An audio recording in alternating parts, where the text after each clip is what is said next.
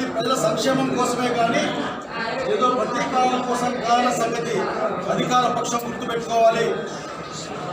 మిమ్మల్ని గెలిపించింది మీరు సూపర్ 6 అమలు చేస్తారని. సూపర్ 6 అమలు చేయలేని డబ్బులు లేవని మాట్లాడిన బాబు గారు, సీఎం గారు గౌరవంగా అడుగుతా ఉన్నాం మిమ్మల్ని. మాట ఇచ్చేటప్పుడు మీకు ఆ మాత్రం గుర్తు లేదా? మీ దగ్గర పైసలు ఉన్నాయో లేదో ఆలోచన లేదా?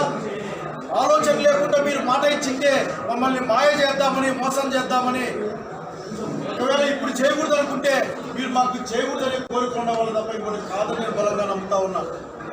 మీరు ఆ రోజు ఎన్నికల్లో చెప్పారు కదా, 12 లక్షల కోట్ల రూపాయలు జగన్మోహన్ రెడ్డి గారు అప్పులు చేశారు అని చెప్పేసి.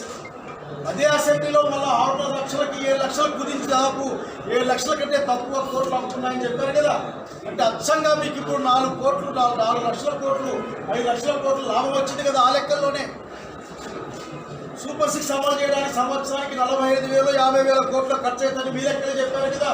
ఆ లెక్కన 10 సంవత్సరాలు చెప్పవచ్చు 5 లక్షల కోట్లు అయితే. 3 లక్షల కోట్లు అనుకున్నా కానీ ఏ సంవత్సరం కూడా ఇబ్బంది లేకుండా ఆఖరికి సూపర్ 6 అమలు చేయొచ్చు. మీరు దయచేసి ప్రజలకు ఇవ్వాలంటే మీకు కష్టంగా ఉంటుంది. కేవలం పేరు ప్రఖ్యాతులకి, ఫోటోల కోసం మాత్రం మీరు కార్యక్రమాలు చేస్తారు. అట్లా కాకుండా తక్షణం సూపర్ 6ని అమలు చేయాలి. మన ఎవరో మాట్లాడుతూ ఉన్నారు, క్షమాపణ చెప్ప, క్షమాపణలకి ఇక్కడ పనిచేయం. ప్రజలకు ఏం మాట ఇచ్చారో పాలకుడిగా పని చేసి తీరాలి. తక్షణం సూపర్ 6 అమలు చేయమని డిమాండ్ చేస్తూ ఉన్నాం. ఒక్క రంగం కాదు, అన్ని రంగాల్లో ఈ రోజున వెనుకబాటుతనం. ఈ 7-8 తర్వాత ఈ రాష్ట్రంలో మీరు చేసిన పని ఒక్కటి కూడా లేదు, ఒక్కటి కూడా కనపడే లేదు. ఈరోజు కూడా విశాఖ ఉక్కు ఫ్యాక్టరీని దొడ్డిదారిన ప్రైవేటైజేషన్ తప్ప ఇంకోటి కనపడలే ఇక్కడ. ఆ రోజు జగన్మోహన్ రెడ్డి గారి పరిపాలనలో ఉన్నప్పుడు విశాఖ ఉక్కు ప్రైవేటీకరణ చేయరాదని అసెంబ్లీలో తీర్మానం చేయడానికి కాగానే ఎంతో ఆగిన సంగతి ఇక్కడ గుర్తు చేస్తూ ఉన్నాం. కనుక సత్యదూరంగా అబద్ధాలు ఎంతో కాలం జీవితాన్ని తీసుకెళ్ళలేదు.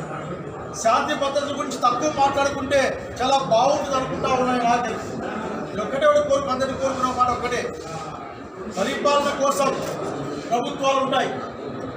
పరిపాలన అంటే ప్రజల సంక్షేమం, అట్లాగే సంఘంలో శాంతి, అట్లాగే అందరూ కూడా ధైర్యంగా బతికే ఒక రోజు ఉంటాయి తప్ప భయపడుతూ ఉండే కాలాన్ని తెచ్చే మీ ప్రయత్నం మంచిదిగా అని చెప్తున్నాం. ఎదుర్కోవడానికి వైఎస్ఆర్సీపీ కార్యకర్తల సహకారం అంతా కలిసి ఖచ్చితంగా ఈ విధానాలు ఎండగడతామని తెలియజేస్తా ఉన్నాం.